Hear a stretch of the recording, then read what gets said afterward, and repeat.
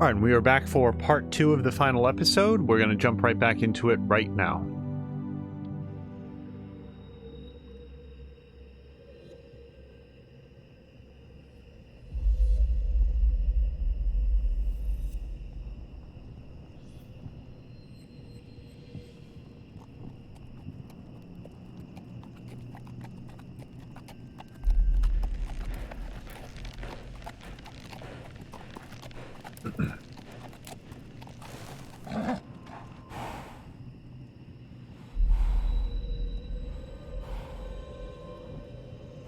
AJ, I'm coming.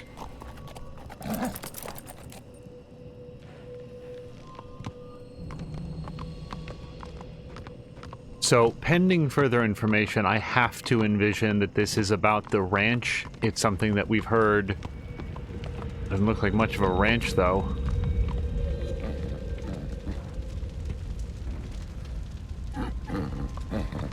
No.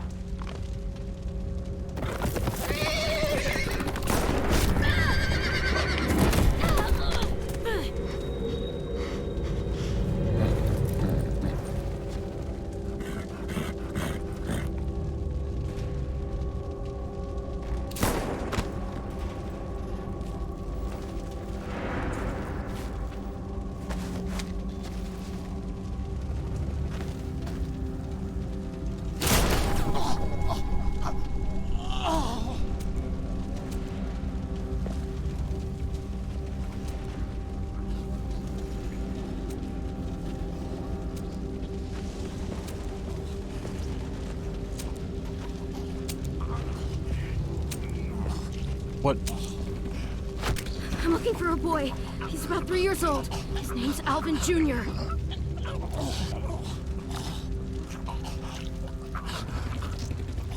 He's not worth the bullet.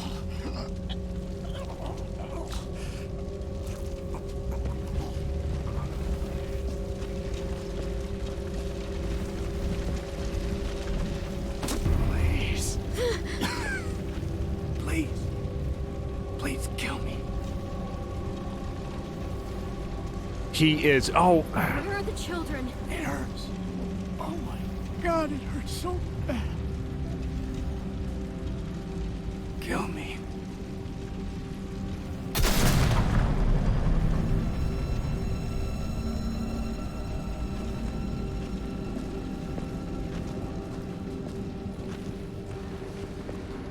Eat some of this shit.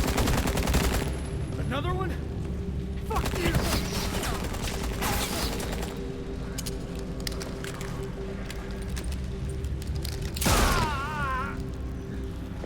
You stupid asshole. I'm not messing around. Tell me where the kids are. All right. That way. There's a nursery. But I'm not letting one of you savages take a kid!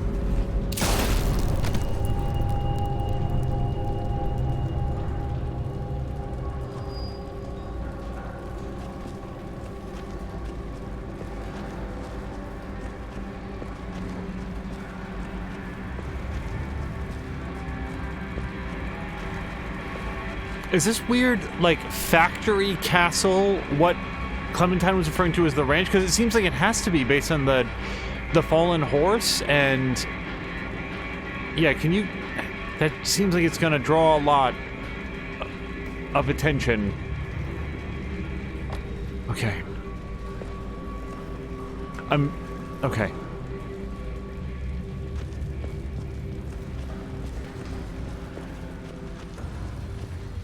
Sorry.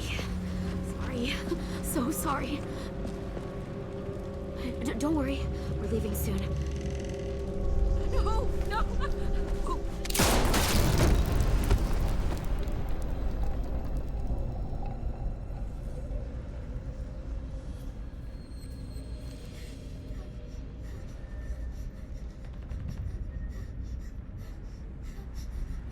AJ.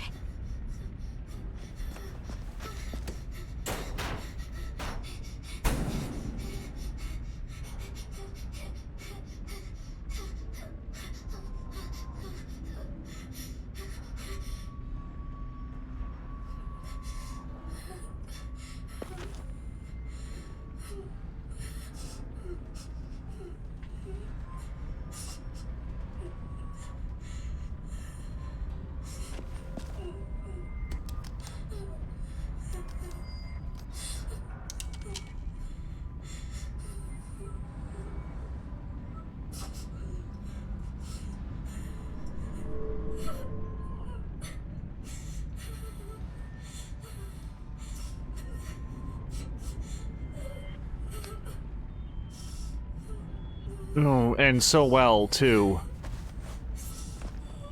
Come on.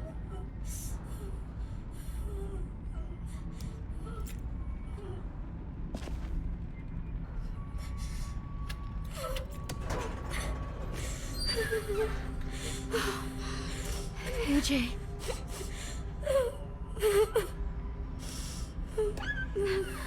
It's me, Clem.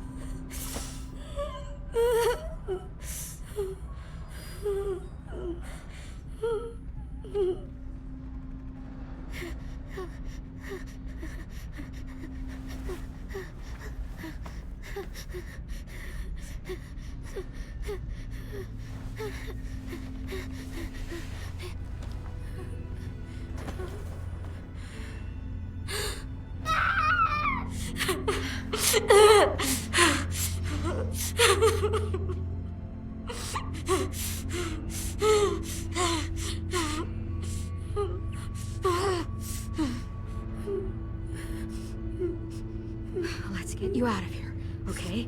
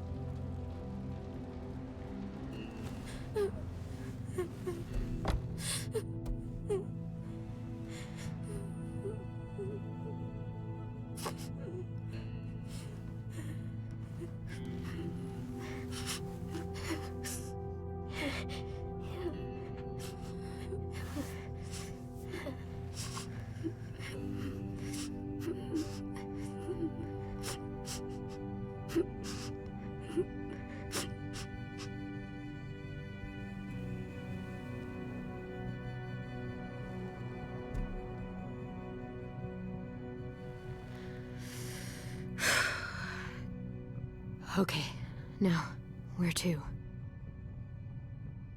Can't go back to Richmond. This whole area is a war zone. Gotta... go? Yeah, we have to go, AJ. This place, we can't stay here. It's not safe. But it's okay, we're survivors. And the first rule of survival is... never go alone. Never go alone.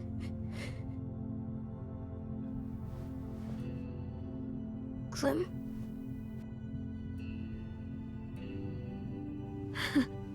Yeah, that's right.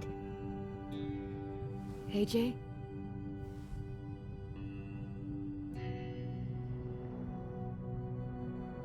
Don't worry, okay? We're gonna be okay. Everything is gonna be okay. I know where we'll go. We'll go find ourselves a new home, together. And I'll never leave you again.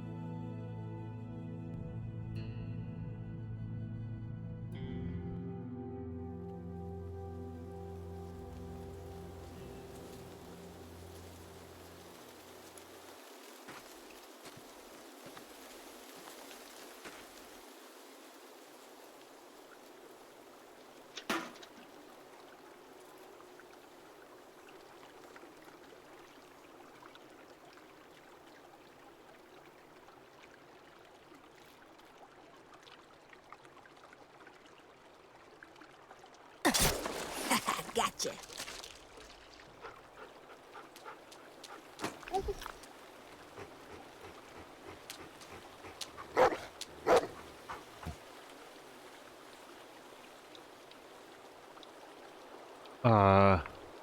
This is weird.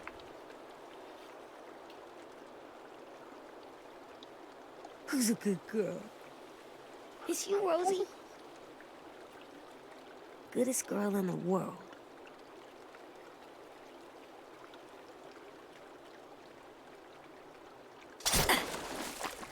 Boom, boom.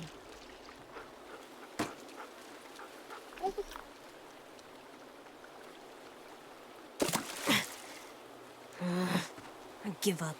All right, girl. I'm gonna go put the spear away. Stay here and keep watch.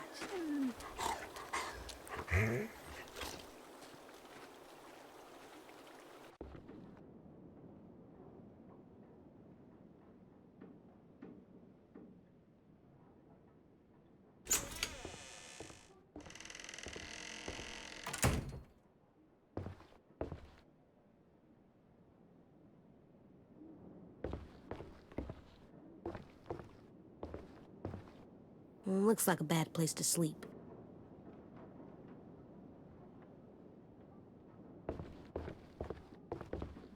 It's getting kind of cold. I'll bring some sticks and stuff next time. I did see the red circle on the door. We are going to take a look around. Assuming that I can.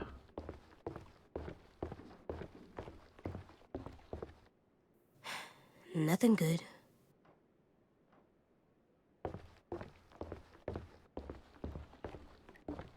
I should tell Willie this is here in case we need more bombs. I don't know that it would be the potting soil that's helpful for that. I thought it was a fertilizer thing. This place is cursed. Oh, that's scary. And mean. I think this place is good.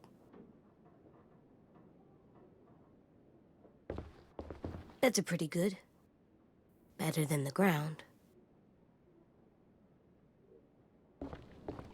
V plus M. Violet plus Minnie. She used to be their friend. How can someone just make that go away?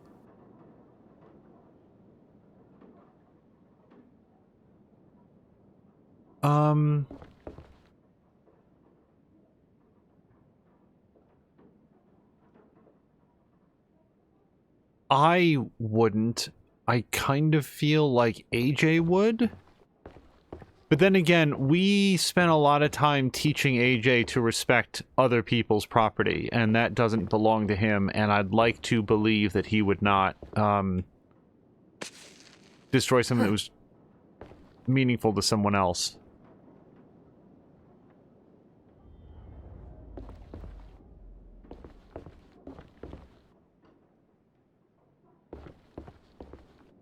I don't really feel like I put the spear away at any point, nor do I see a place to do so.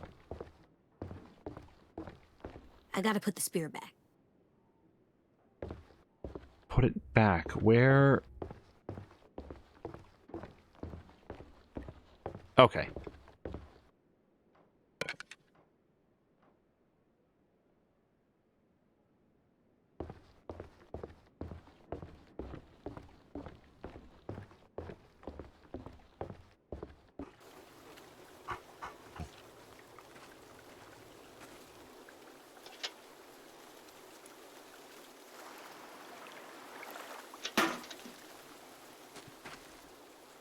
Oh, no! No! No! No! Damn. No. No, no! Thank you. Yes. Good girl.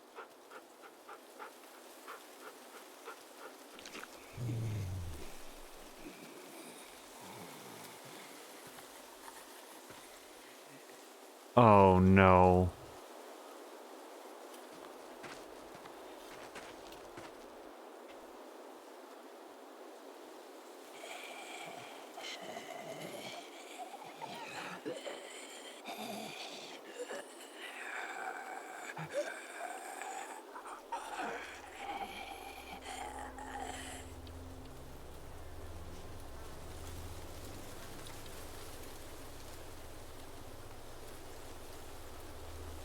Of the set. I'm sorry, Tin, but you were gonna get Violet killed. I had to do it.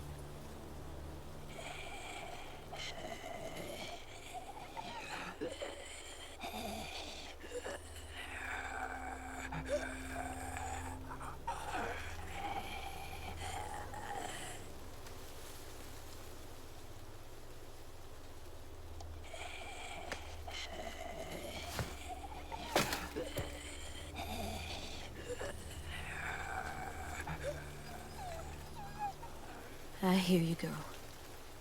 I hear you. Goodbye, Tin. Hey, hun. It's getting late. Just coming to check on you. Dinner soon. Okay.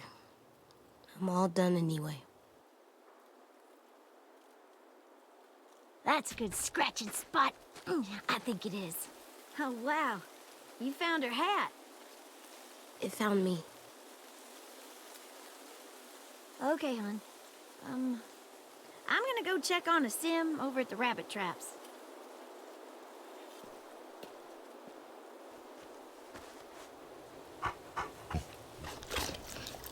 Let's go home?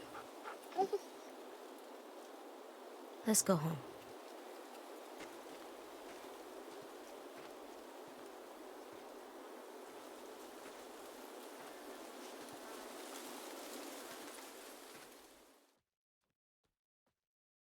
I'd like to say my decision there was based on something other than pure pragmatism, but... Oh, so hold on. This might be the musical cue that we were warned about. I'm gonna roll this over, and we may need to pause it. Yeah, so unfortunately we were cautioned about this. We're going to jump out here for a second and unfortunately mute the VOD. The mic will still be live. Just one moment.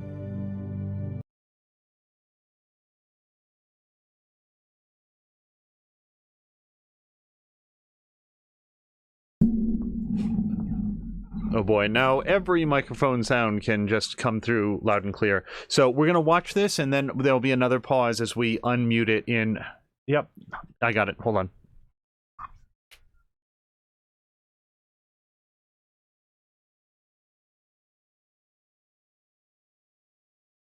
Alright, so apologize for the muted game audio here.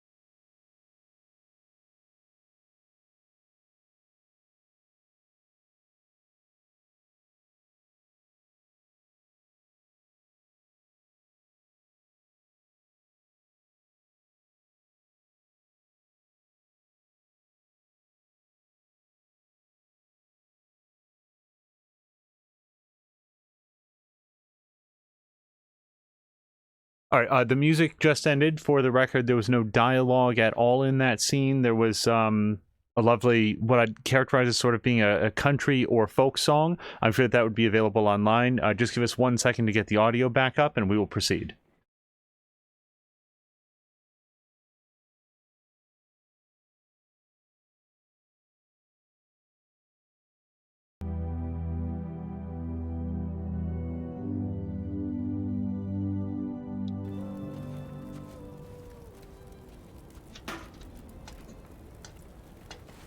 What you doing there, goofball? What?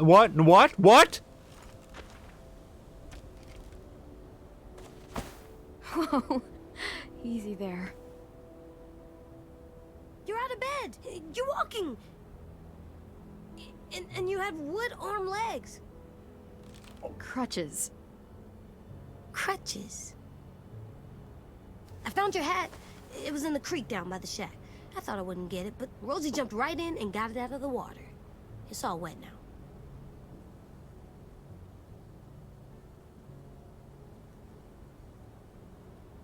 It's definitely seen better days. You know what? You keep it if you want it.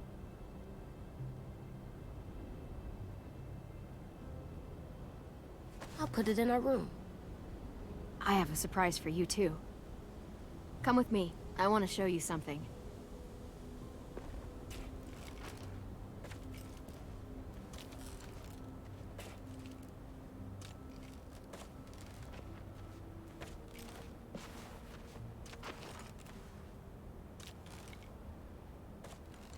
So, what do you think? It's for me? Yep. Willie helped me put it together. Come on, let me push you.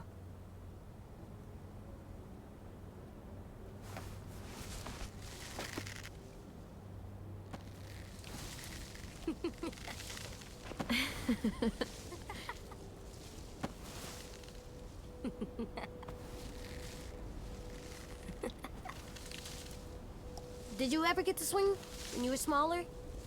Yep, sure did. A long time ago. Food's ready, everyone! Come and get it!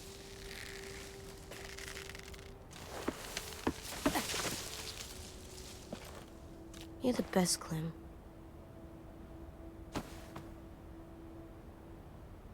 It's gonna get cold! Come on, let's go eat.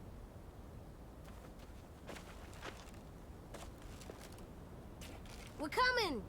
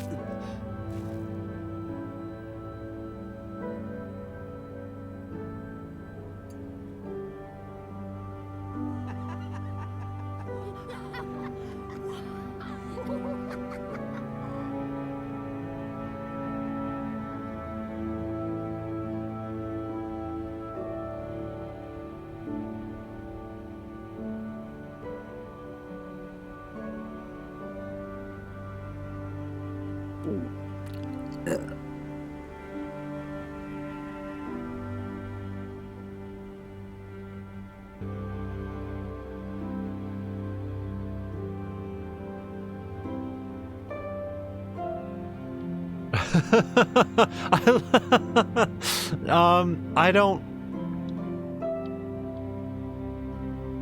Oh, I ran out of time.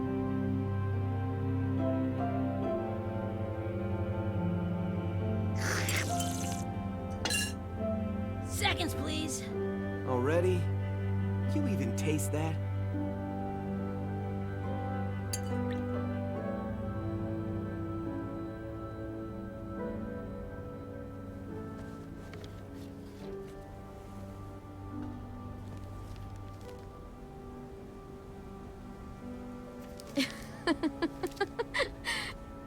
Idiot.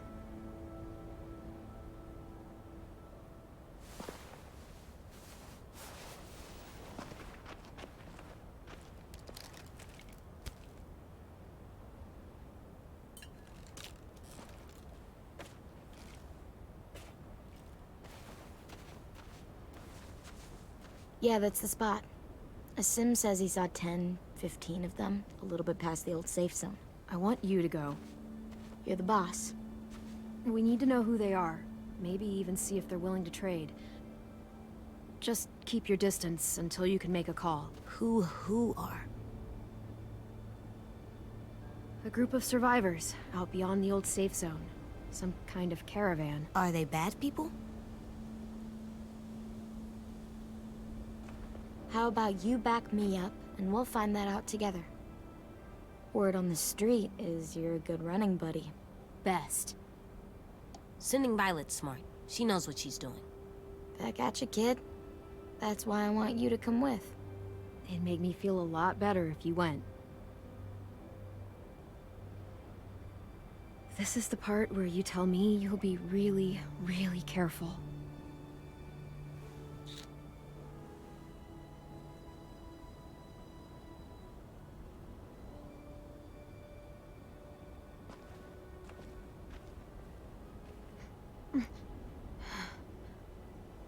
You okay? Just getting tired. Hey, walk with me a sec.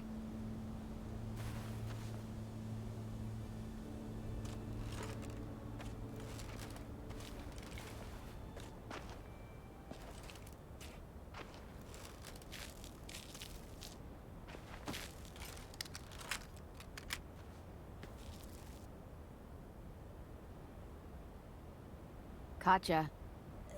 Sorry. It's okay. I stare at it too. If it was just you and me alone out there, and I was like this, I don't know if I'd make it 2 weeks. I'm gonna need these to go anywhere. And if we ever had to run, it wouldn't be pretty. I feel like this is a very AJ thing to say. It's okay. I'll make you a new foot. Oh yeah? There must be a foot-making book somewhere. I'll ask Willie. Okay. Find me the foot book.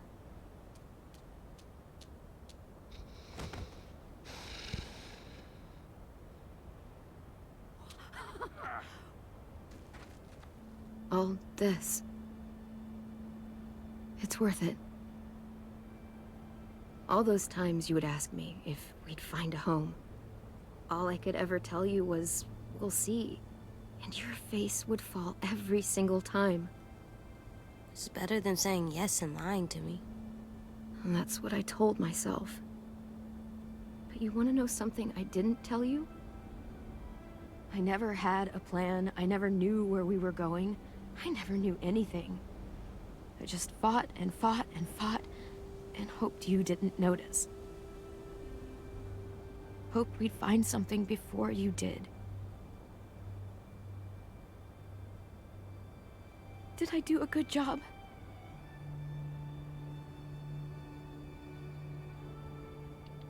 Of course you did. What are you crazy?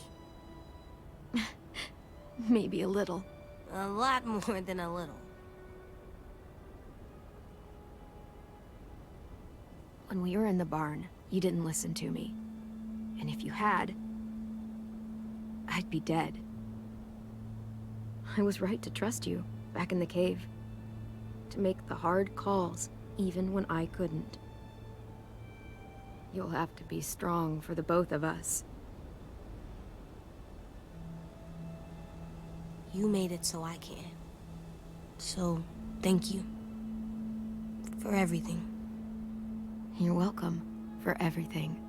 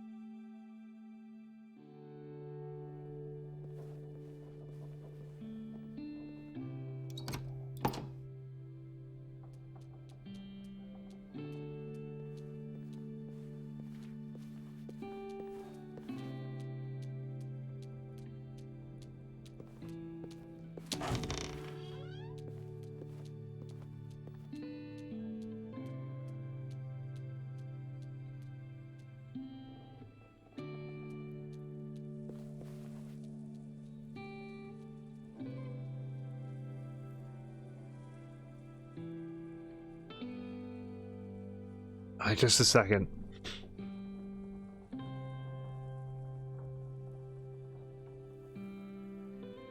It's a really good way to do credits. I want to make sure that we get a chance to see these.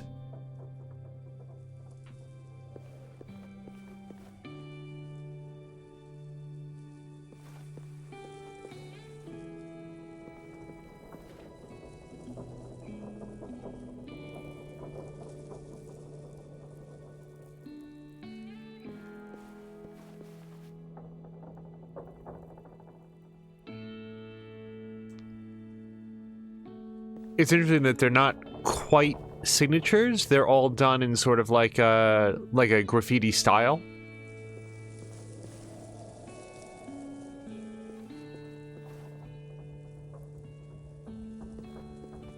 If not for Drienne and Mormaru and some of the others, I don't think that we would know anything about Randy Tudor and his mighty stash that you see there.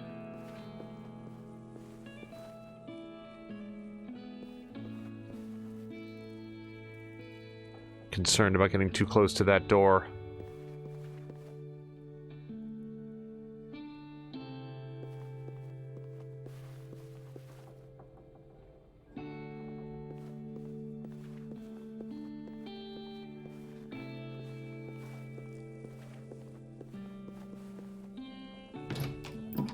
Okay, in you go.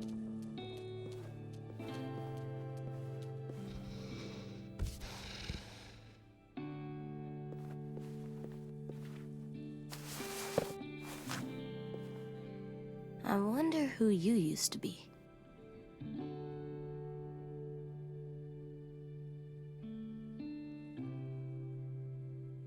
That looks like it tastes bad. I won't lick it. I won't.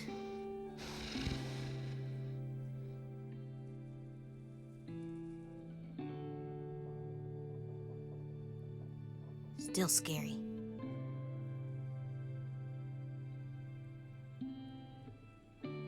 Why did Clem collect so many skulls?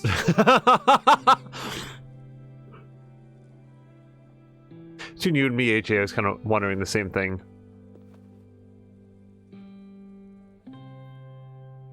It's like Lewis in a box.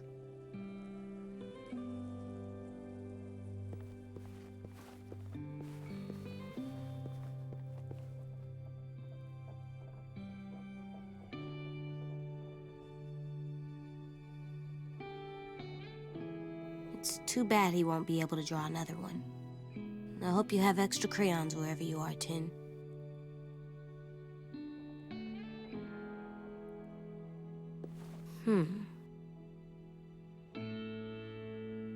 You know what? I'm a great artist. You hear me, Rosie? Oh, great.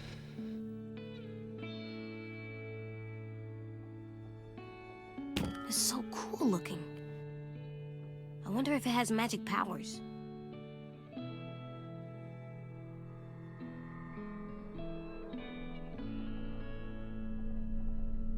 Nah.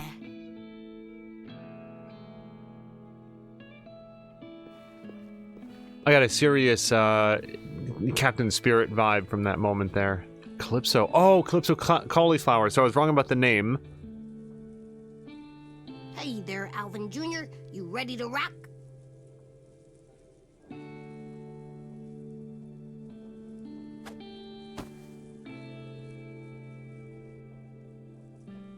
Beat Nick.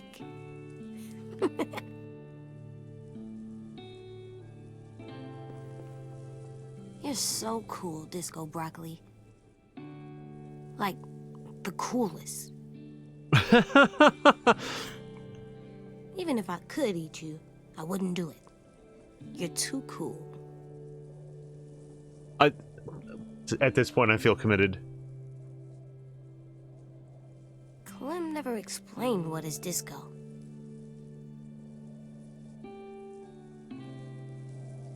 Oh, I'm just getting myself hungry.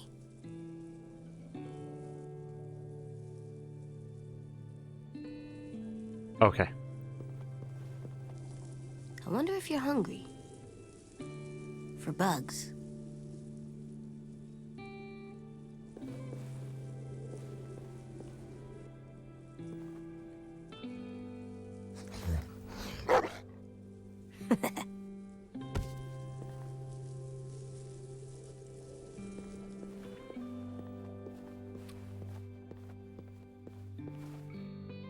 Clem said she'd teach me to ride someday.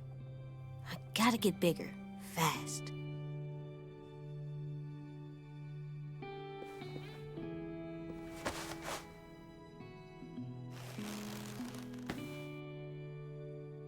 I miss you, but I'm gonna pretend this is you still watching out for us. I think you like that. I hope so, at least.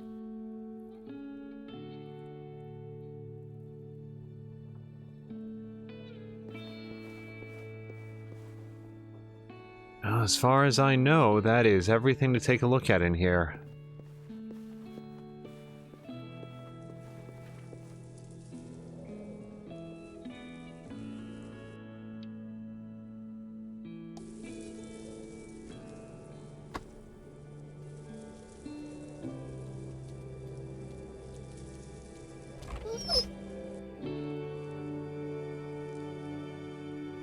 I'm coming.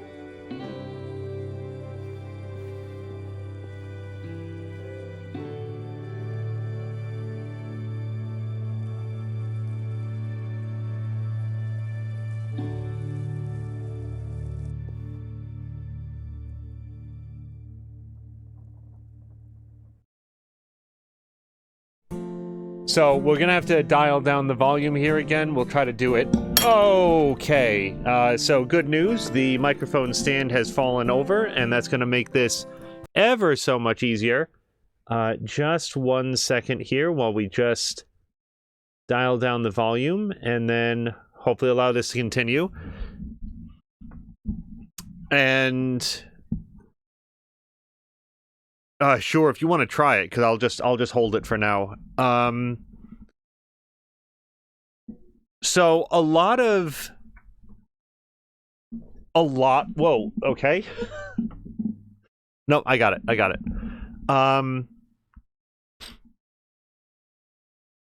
So top of mind is, oh gosh, I mean, honestly, where to even start? The first thought that I have is that when they had that scene in the barn and Clementine was looking really, really sallow, and I was thinking about, mostly, thank God that we encouraged AJ to shoot her if she got bitten, because I neither wanted to see Clementine as a walker, nor did I think that she would want to be that way, and just was feeling very relieved that our lessening to AJ was consistent on that point. And when the axe came down, I was surprised at how little of a reaction that I felt to it. I was mostly, I think, because we sort of had a very quick break between, part 1 and part 2, and didn't talk about it here or anything like that. But I had a few moments to sort of like try to process what I was feeling about it, and I was mostly just angry. And I was trying to think about how to talk about it, because I wasn't hurt or sad in the way that I would have expected. I was just really mad. And I wasn't sure if that was a failure of the writing or a failure of my expectations or where I was coming from in that. So I just saw that Minerva was played by Cherami Lee.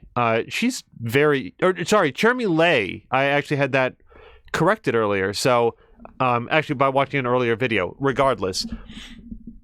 I was mad. I was mad when that happened, and trying to process why that was.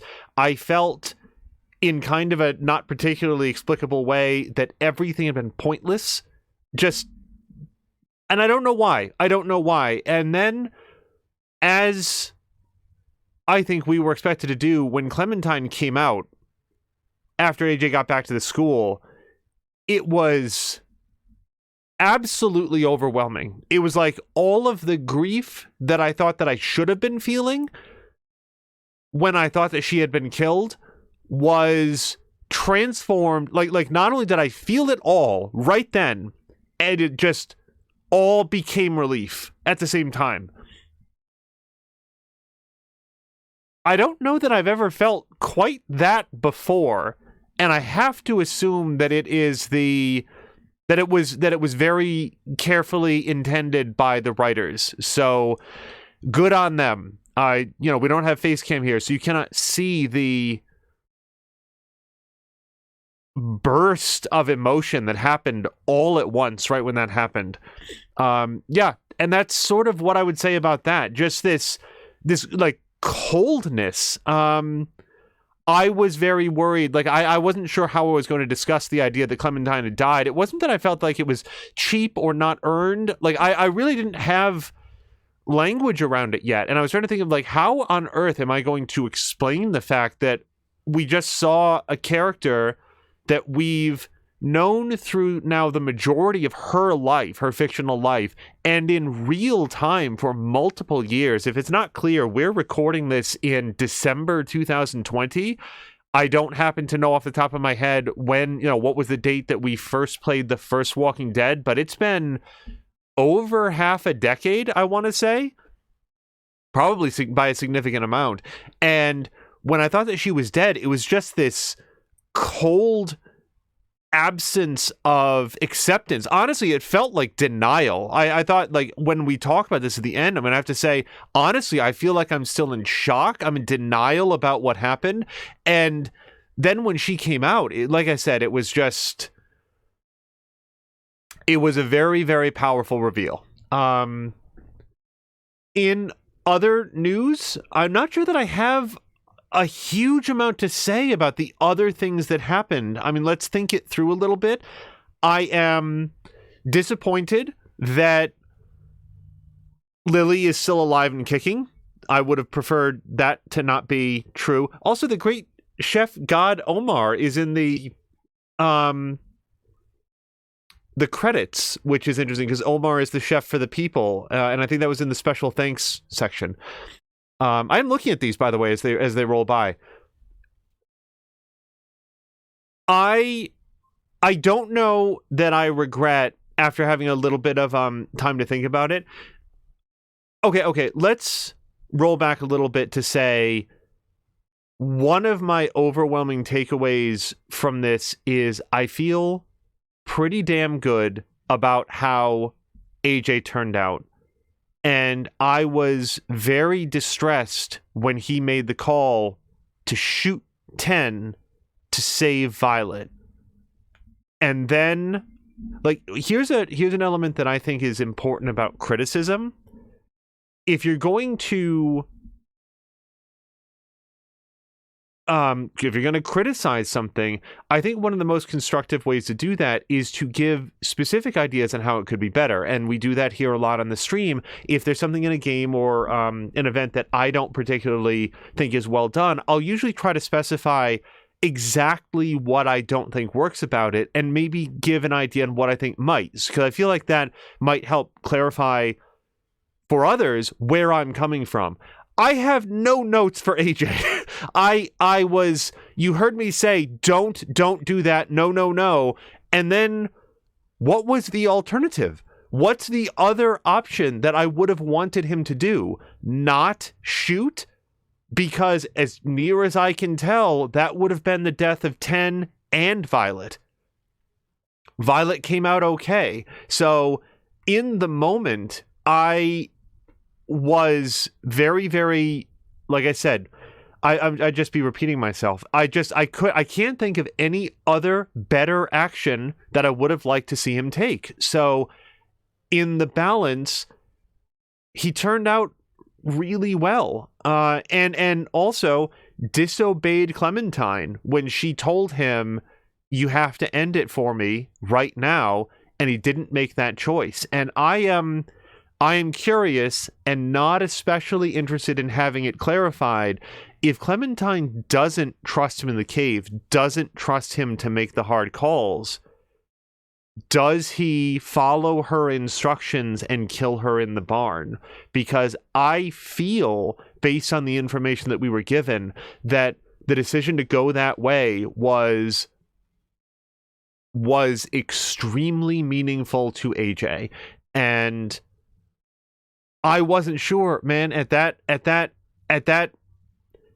it was in the cave specifically, when AJ says, I need you to trust me to do what's right.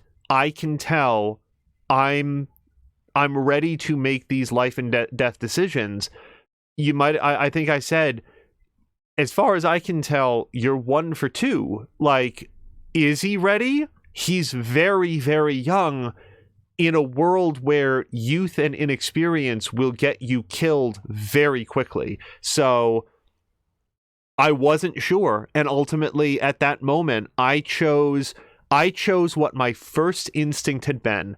In my mind, did the old Niles Crane trick of flipping the coin and then realizing which one I was desperately hoping was going to come up. Not desperately, but which one I was internally rooting to come up. So I went with, I'm going to trust him. And there were a few reasons for that. I think that AJ needs to continue to have his self-confidence developed along with his judgment and his experience in the world. And I felt like it would really hurt him to not have Clementine be able to give that vote of confidence. And one of the things that was in my mind as we went all the way through is that AJ has to believe in himself, because if he gets stuck in his own head, if he second guesses, if he encounters some sort of like an esteem problem, he might find himself in a situation where speed is of the essence, like decisiveness, and he doesn't make it out because he's been taught to second guess his own instincts. And I think on the whole, he has very good instincts. So that was what was sort of going ahead in there. When we saw James shuffle into the cave as a walker, that was very sad. It hit in a couple ways. And one of the, I don't mean this to sound as insulting as it might come out, because James and I are very, very far apart in this way. And I think by extension, James and Clementine are very far apart in this note. But I earnestly do hope that James found what he believed he would, that there is a peace or a serenity to being a walker.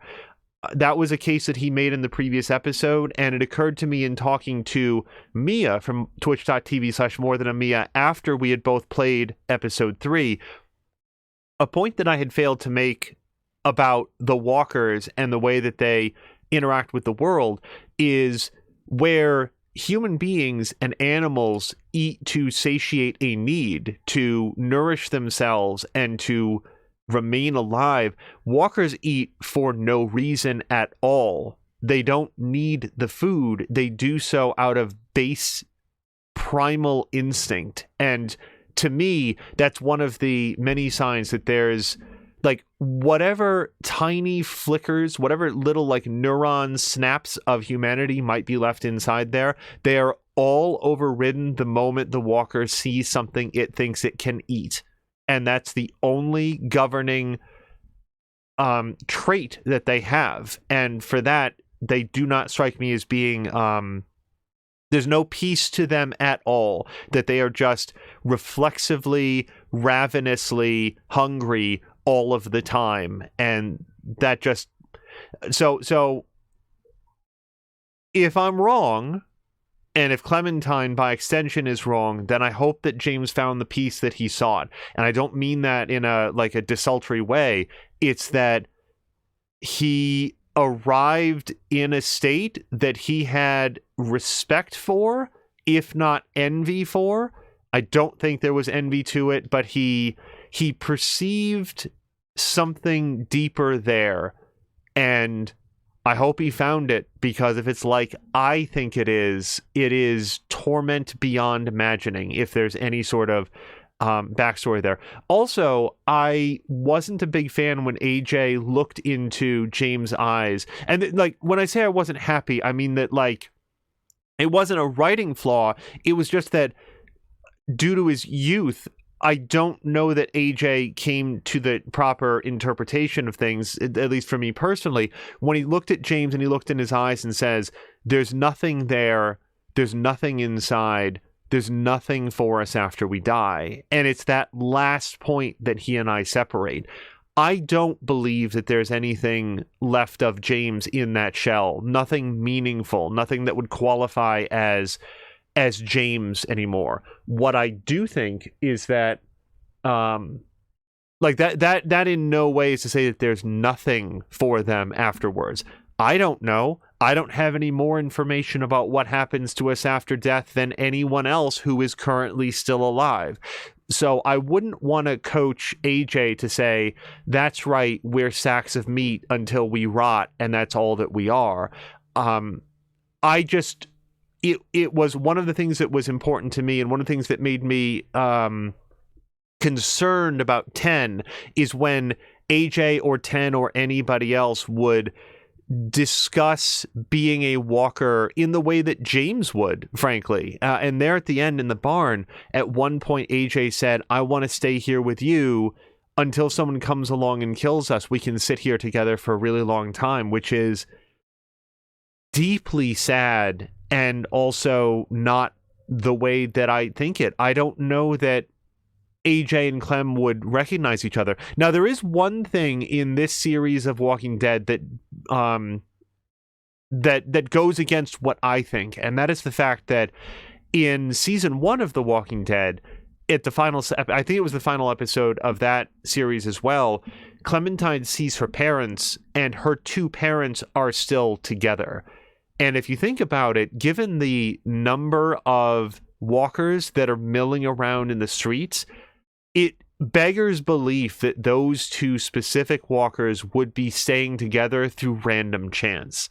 So it does feel like there is, again, some base just echo of recognition, and that those two walkers were going around the streets together.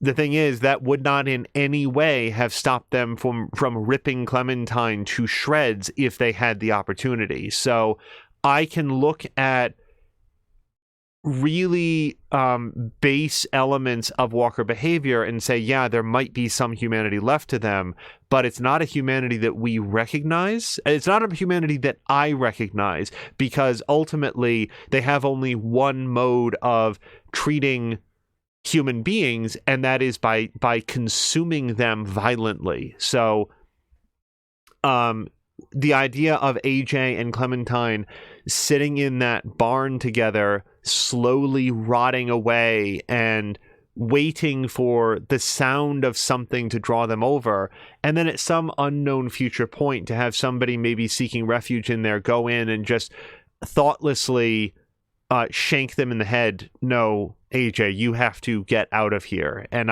you saw that in many of those choices, I was making the decisions very quickly, because to me there was a great deal of clarity in what I wanted to see and what I think that Clementine would have coached him to do. So it wasn't that those weren't hard things to say. It was that there was only one correct answer in my mind. We talked briefly about Lily. I don't like, when I say I don't like the fact that she got away, it's just that she's one of those people that deeply deserved to pay for what she had done. And I took 3 shots, and when the second shot went even wider than the first, you would have thought that I would have picked up on what the game was laying down, but by God, like, you miss 100% of the shots you don't take, Clementine, so we might as well go for it, because boy, did I want to see her pay for everything that she had done to Lewis, to Clementine, everything that she would have done. And a little thing there at the like, in her, final little speech about how now the people that I'm with will lose their war. I don't care. And if I'd seen that, when I saw Shoot Her, I chose that like basically immediately. So I'd have to go back to look later if I don't care about your stupid war had anything to do with it. But also, it might have felt very deeply confusing to AJ that Clementine told him not to shoot Lily and then took the shot 3 times herself. Hopefully not that confusing, because the difference is, in one case, Lily was surrendering, which I did not buy for 1 minute, by the way. Like, if you go back and watch the end of episode 3, I did not believe for 1 second that Lily was going to be salvageable or come around or decide to stop being a threat. What I was worried about was having AJ be the one to pull the trigger, and I was hoping that Clementine would have the opportunity to do it. herself. And here we again, if I hadn't taken those shots with the arrows, I'd be sitting here right now saying, I can't believe I didn't take the shots with the arrows. I'm glad to have at least tried.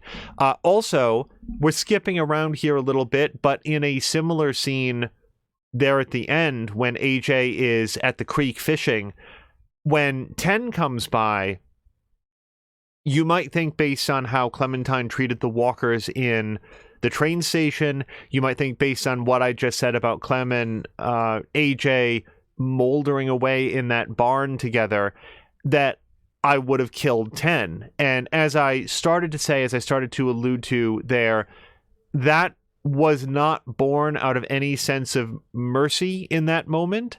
It was that I was thinking to myself, I don't want AJ to waste a bullet. I don't want the sound to draw more walkers. And there's a different option available, right? So those were the things that I was thinking. How it was that 10 worked his way down off that precarious bridge in a situation, in a condition where his legs still worked and he could sort of shamble around, we'll leave that for the fan fiction writers to fill in later. If the option on screen had been to stab 10 in the head, similar to what we did to Abel or countless other walkers, I would have chosen that, because whatever 10's experience is inside that shell is not one that I would envy or want him to continue to experience. And like I said, I don't know that I agree with AJ that there's nothing for us after death, but I do know that freeing AJ from that existence would be preferable to leaving him there. It just didn't seem plausible right at that moment based on what we saw. Otherwise, yeah, he would have been dead. Minerva sucks real hard. I don't like her. She, and when I say that, it's very important for me to clarify. The character is fine. The writing around the character is fine. I shed no tears for Minerva. I understand that Minerva and her sister Sophie were sold to Lily and her people. I understand that they, over the course of, however many months, were with them, and that at some point there was an opportunity to escape.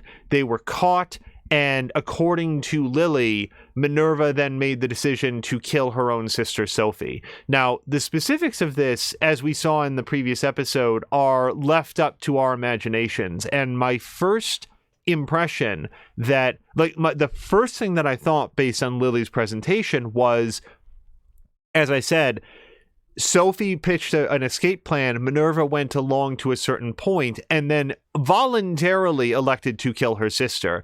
Then it occurred to me, A, that seems deeply unlikely, and B, it is Lily who's telling us the story here, and a common manipulative tactic will be to make people feel irredeemable through their own decisions, even if they weren't decisions and they were coerced into them. So a much more likely scenario is that the two young women were trying to escape, they were caught, and Lily, dropped them into a shallow pit, tossed in a knife, and said, only one of you is coming out, make your decision.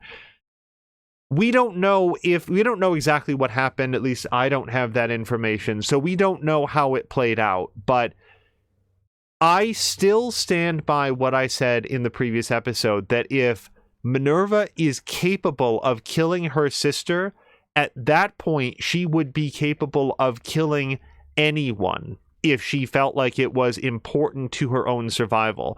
We had James making this argument by way of AJ. Once you kill enough, it changes you in a way that you can't change back. Now, in a conversation with More Than a Mia, she made the excellent point that had not occurred to me, that of all people, for James to make that argument, given the backstory that he told us, that he has a history of killing a large number of people and ultimately walked away from that and now lives in solitude in the woods, that just, his own backstory belies that is the inevitable outcome.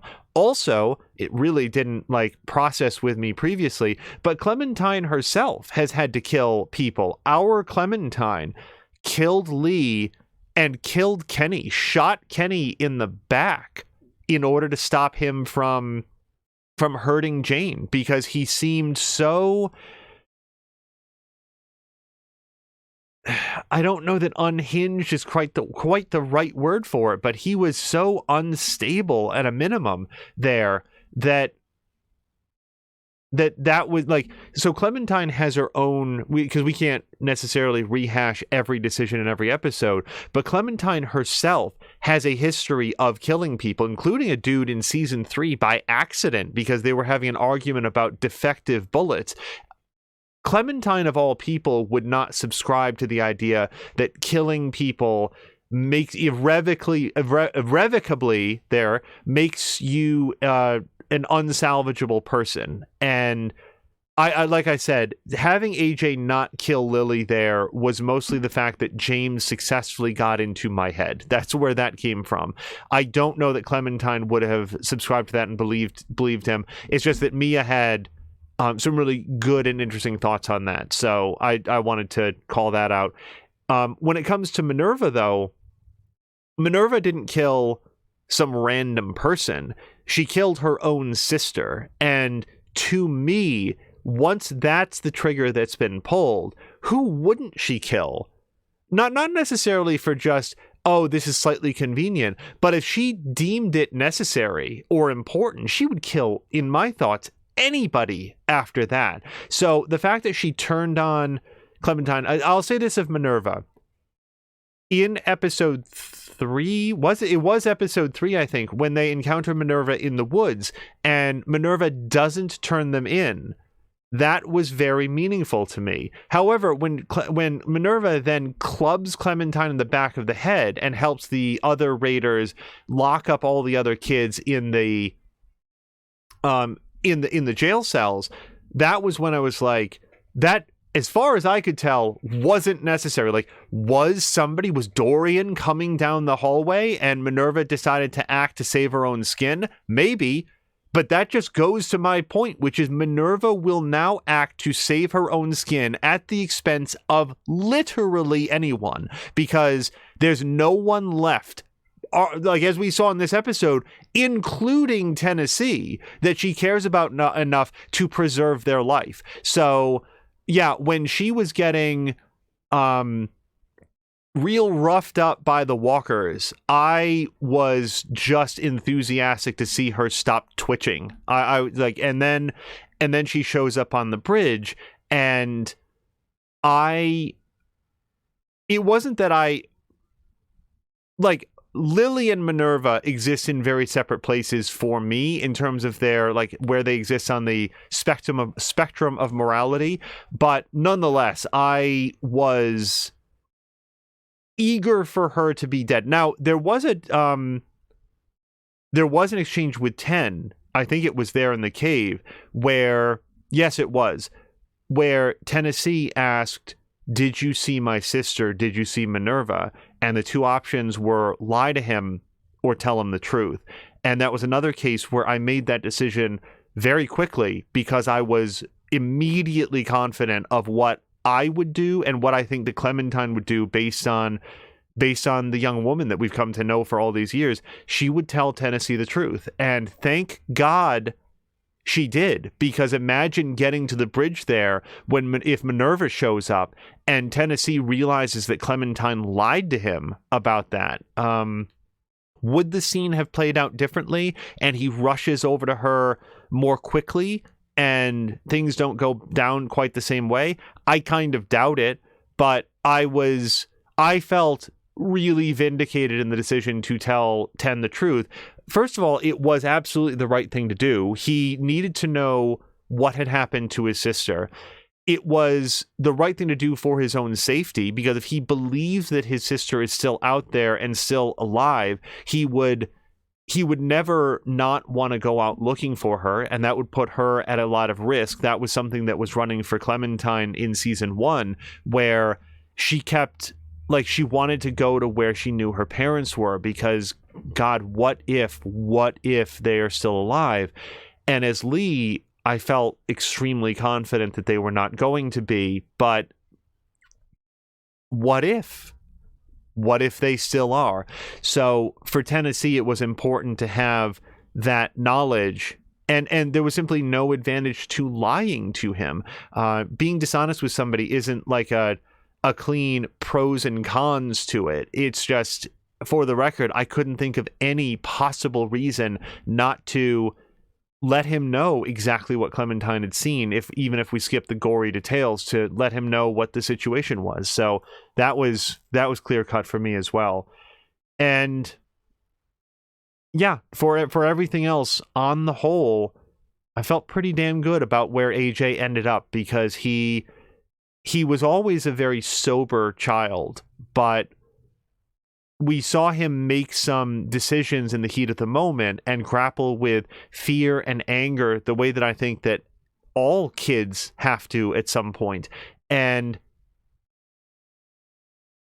in the end, he is developing a clear sense of himself, a clear confidence in his own knowledge, an ability to know when the people around him don't have good ideas and he legitimately has a better one. I'm very, very glad that he wound up with Clementine there at the end. And that's about it. I mean, we're going to go through the stats here, but on the whole, my last thought before we start going through this stats, you know what? I'll save it for the end, but I wanted to just express some gratitude for the folks at Skybound who made this possible, because this season was very nearly not finished at all. And boy, was it worth the journey. Let's take a quick look through. You left Lewis feeling shaken. Lewis felt discouraged when you chose to spend time with Violet instead of him. He was traumatized after his capture. Ten's death left him feeling devastated. Yes, we didn't get a chance to talk about Lewis. Lewis, for Lewis to lose his tongue, who's the next person that would have hurt most? Maybe Omar, because he's the sort of the town chef, so you would assume that his sense of taste would be very important to him in order to, like, he whether he loves cooking or not, he's evidently good at it. And I'm only saying this because that feels very far removed from Lewis, who had such a gift of conversation, of bringing people in, warming them up, forming relationships, and it was all through his voice, his language, his singing, and so forth. And I really felt terrible for him when it became clear that when we were told that he had his tongue cut out. And it was a very, very powerful plot development for his character. So feeling shaken, I can't fault him for that, for sure. James is dead. James was thankful that you respected his beliefs and spared the walkers, which I will pause here to note that Clementine spared walkers because it was important to James, and there was no immediate reason not to respect his wishes. If one of those walkers was bearing down on AJ, Clementine absolutely would have shanked him all the way through the skull, no matter what James had to say. But in every situation where James was asking Clementine to be kind to the walkers, there was no reason not to. James was disenchanted that you didn't see there being mortal walkers. James was relieved when you said that you wouldn't let AJ become a killer. Yeah, we talked a bunch about that, so we'll move on. Lily felt shamed. I'm disappointed she feels anything. Lily thought she might have been able to sway you to her cause. She realized AJ's potential as a soldier almost immediately. Well, good for her. I don't know why either one of those caused her to feel shamed. Maybe Clementine taking 3 shots at her to underscore we're not family and we never were, maybe that got through to her. I wonder if there was any other option there. She's not dead, so I guess shamed is a step above for her. Ten is dead. Ten was happy that you let him draw you in his picture of the afterlife. which I don't know that we ever spoke about that in detail. I really did not want to be in that picture, but given the circumstances of the that was like in episode 1, it was very important, I thought, for Clementine to start forming bonds with people, and I felt like, especially when you're young, any kind of rejection from somebody who's older that you might be looking up to, you might like or admire, can feel really hard. So that was the thought there. It seemed like a kind thing to do to allow Ten to draw her into the picture. It doesn't cost Clementine anything. Just conceptually, his like, look at us in the afterlife with the walkers. Sometimes I draw my sisters the way that they must look now that after what the walkers did to them. I mean, there's a real darkness inside of 10. I also want to, like, for all of my... I'm very disappointed that 10 didn't make it through to the end of the episode. He's someone to whom family meant more than anything from what we can tell, and it's an outlook that I can respect. Unfortunately, his particular situation, it was going to get him and potentially others killed. So... but I did want to roll back the comments that I made at the end of the previous episode. We said this earlier. When push came to stab, 10 was there with the knife and stabbed a walker right in the head in order to help out Clementine and AJ. So he had more prep than I had been expecting. He was bitter when you called Marlon a coward. Okay, he can. But Marlon sold his sisters to the Raiders in exchange for safety. He sacrificed other people for his own safety. I'm sorry that 10 felt bitter about that. Marlon was a coward. 10 felt hopeful after sharing his belief that the Walker age will end someday. You left Violet feeling loved. Violet was exhilarated when you confessed that you had feelings for her. She felt vengeful after she watched the Raiders take Lewis. Violet was embarrassed when you didn't want to hear why she was sent to Erickson, which we talked last episode about. That was not my intent, and I would have been happy to hear her story. I just didn't... I don't remember if I made this specific point, but I didn't want Violet to feel like she had something to confess. I did not want Violet to feel that she needed absolution for anything from Clementine. Clementine loves the person that Violet is today, and my hope had been that by not dwelling on her past, it doesn't mean that Clementine wasn't interested to hear it. It was only that the shared backstory should come as a, this is where I'm from. There's a difference between this is where I'm from versus I need to know that you'll still love me if I share this with you. Because in my view, there was nothing that Violet was going to reveal about her past that was going to make Clementine think less of her. Not based on everything that we'd seen of the person that she is today. And then finally, she was grief-stricken about 10, which is understandable. We found all 4 collectibles, which is nice, and here we go. Wow, hold on, what Clem taught me. So we're going to go probably left to right. I'm not sure yet. The first thing you do when you enter a new place is to find the easiest way out. Good advice. If people try to steal from you, it's okay to try to kill them. I would submit it depends on what they're trying to steal. There's a little bit more, there's some gradations there. Always aim for the head. True. Sleeping in a bed is way better than sleeping on the ground. Trust me. It's also true. I did not feel bad about... we talked a lot about his desire to sleep on the floor in episode 1, so I'll leave it there. But I support his decision to sleep wherever it is that he feels is safe, given their backstory. When you have to apologize, tell a joke first. It's hard to be mad and laughing at the same time. Very true. I also like this joke.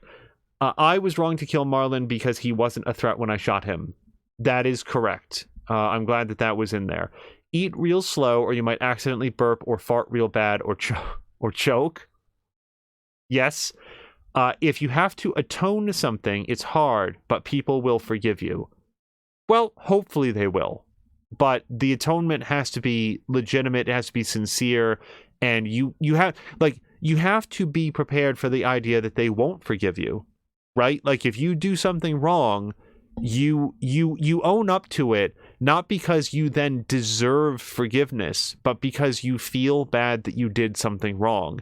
And if people from there see your sadness and your regret, and they choose to forgive you, then maybe you can build something new. But anyway, that's just my general thoughts on that.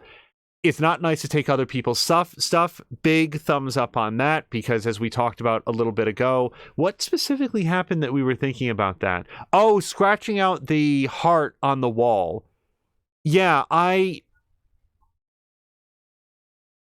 don't know why it was in that moment. You know what it was? Like I said, I was angry. Let me finish the thought. I don't know why in that moment it felt so tempting to me to have him scratch out the heart. And I realized partway through the sentence, you know what it was? Because I was angry that I thought Clementine was dead.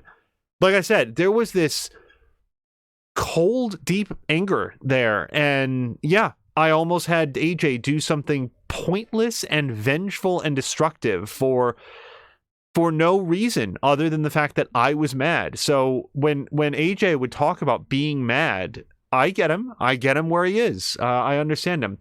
And then whenever you're scared, just try to push through it. What do they say? Courage is being the only one that knows you're afraid. So again, from left to right, to the extent that we can, the monsters won't be here forever.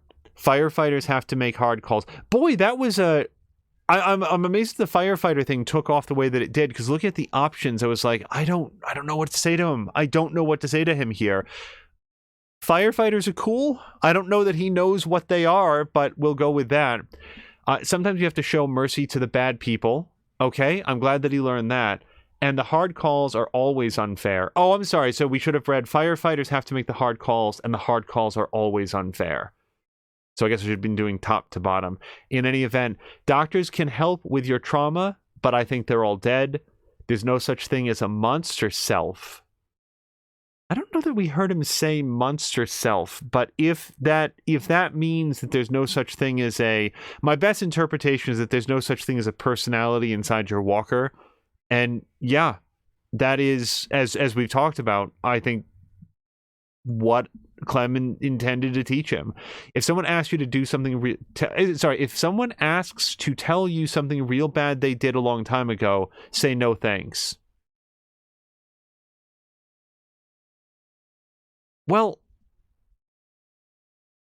yes and no. It's not that I guess asked and answered. Like we've talked enough about it. I don't know that I have anything further to add to what I've said already. It's based on the circumstances to a large extent. It's not just anyone. It's that anyway. What is? Okay, are we just interpreting this? Okay, so from left to right, we've got the two dead walkers. We've got, yes, Clementine going with Brody and Violet. Then we've got shoving Abel into the walkers. And both Violet and Clem are mad, and I don't know what that last panel is. Then we've got AJ down on the ground. AJ is Sim and Lewis walking, and Clementine. Abel is there with a gun. Oh, those are the choices we didn't make. Oh, okay, I get it. Okay, so then that first one be AJ crawling through the vent space. The other group of people to go with. Abel doesn't get shoved into the walkers, and then okay, and Clementine would have hung out with Lewis. That might be okay. So I'm trying to parse out that first one.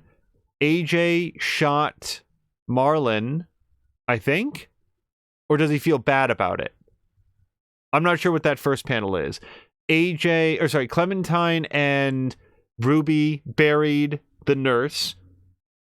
Several choices here, but we entered into a romantic relationship with Violet, and then the last one, Clementine chose to save Violet. That first one, the only thing I can think of is that AJ feels bad He either feels bad or maybe he chooses to keep the gun.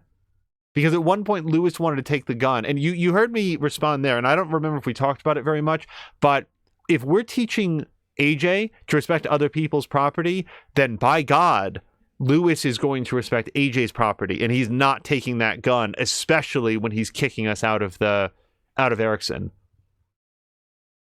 So we opted to shank Abel in the head. The next one is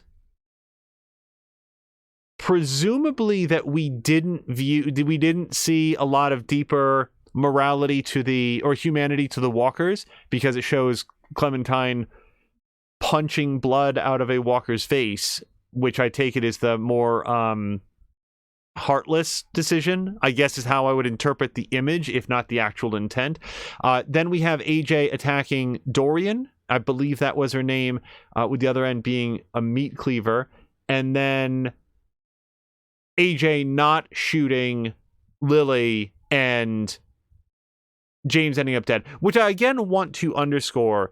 James died because of James.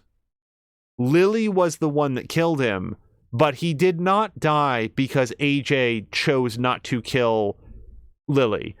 James died because he rushed over and turned his back to a very violent and dangerous person, presumably because he wasn't necessarily fully briefed on everything that was happening and has opted to always see the best possible things into people.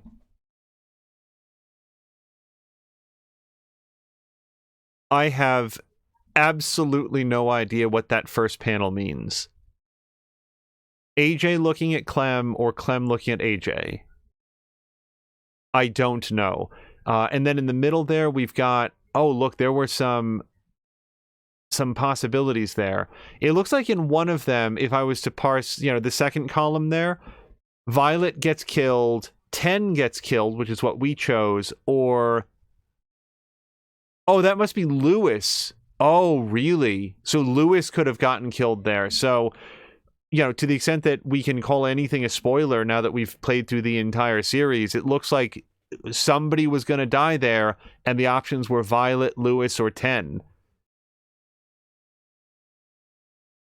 And then it looks like then we have AJ with the axe, and at the very end there, the final column was...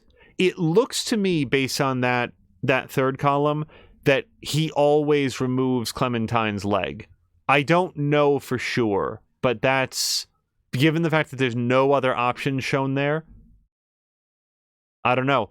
And then we have, in the final column there, AJ shoots 10, AJ distracts 10, 10 is there with AJ.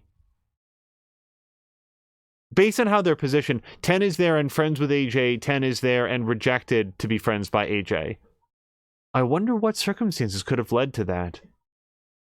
Maybe if you don't allow AJ to make the hard call. Yeah, that must be it. Okay. Oh, and that's it. We just press A now.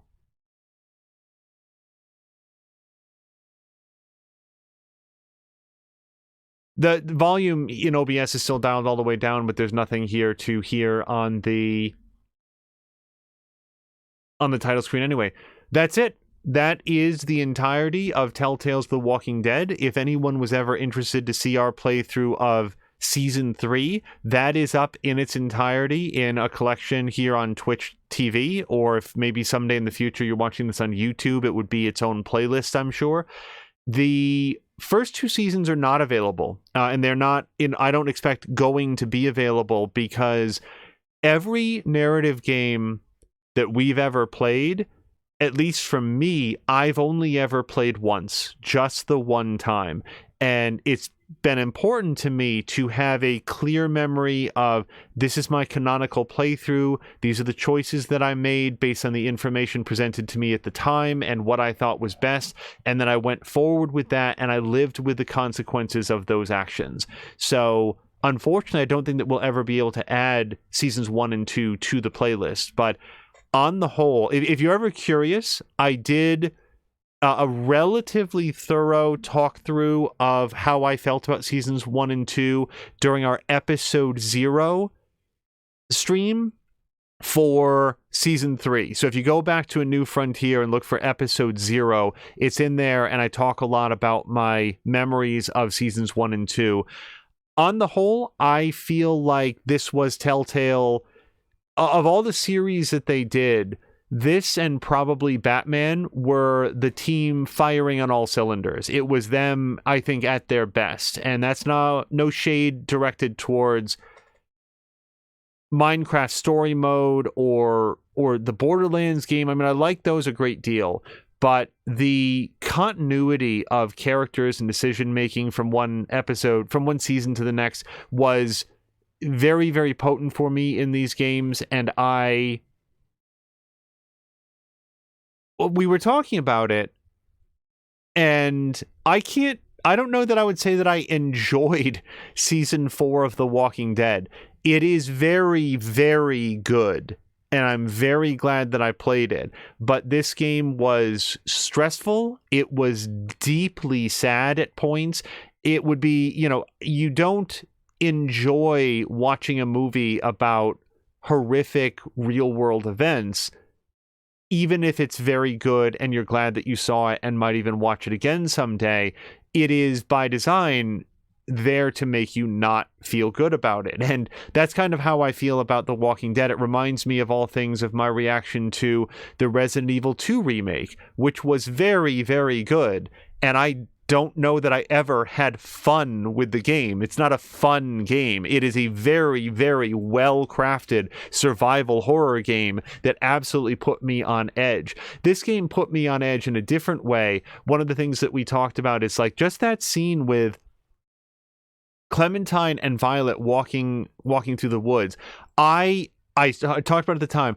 I was so on edge that at any moment Violet was just going to have her head blown open, that something horrible was just about to happen. And in some ways it was one of the most tense scenes in the entire season, just because you don't know what's going to happen. And that's the element that's lost on a replay, which is where that comes from. As I mentioned before, I would also want to thank the people at Skybound. I don't know if they were producers or financiers or whoever, but somebody made the decision when they acquired this IP that they were going to bring on some Telltale people and get their engine and power through and get the remaining episodes of this season done. And I am just so happy that they did that. Walking Dead felt like it was a real labor of love for the people that worked on it, and it would have been extremely disappointing to me as a player, and I have to imagine more so to the creators if they had not been allowed to see their vision through. So I'm very glad that the folks at Skybound took a chance and said, let's finance finishing this out and so forth. I am very disappointed that the statistics don't work on the screens. We don't get to see, what percentage of people chose what. That would have been very interesting information. Reportedly in the definitive edition, that does work properly, but didn't know that coming in. So here we are. And that's about it. Narrative Sunday is something that we have done on and off throughout the years that we've been streaming. It typically plays out like this, where it's one episode per week, every week until the playthrough is done. I kind of doubt, based on the current schedule, that we will jump immediately into another Narrative Sunday adventure, but there are more on the horizon. This might be the last thing that Telltale ever worked on as a company, but it is not the last Telltale game that we have in the slate. There are ones that we still haven't played, so look for those coming up at some point in the future. Last but not least, I would very much like to thank twitch.tv/morethanamia. She has done a live playthrough of every season of The Walking Dead, and it has been wonderful to get to revisit the series through her eyes. And as we have been playing through this final season, having a chance to talk with her between episodes brings back a lot of very fond memories that I have of playing through seasons 1 and 2 and talking about them in real time with others that were playing. Like, okay, I just finished season 2, or episode 2, you did too? Okay, let's talk, because then you can have a real open conversation because nobody knows anything spoiler related. And I've gotten a chance to have that interaction with More Than a Mia playing through here the final episode, and we will doubtless have some conversations about the final episode here after she does her playthrough just a day or two hence. So that will be a lot of fun, and that's added a lot to my experience here because I get to talk about with my producer. Sometimes you can talk about it with somebody who played the game years ago, but to have the experience of playing it with somebody who is experiencing it for themselves right then and there at the same sort of time frame, it's really satisfying and brings a lot to the experience. And then finally, a big thanks to Drienne Lavode. That's spelled, we'll just do DRIEN_LAVODE,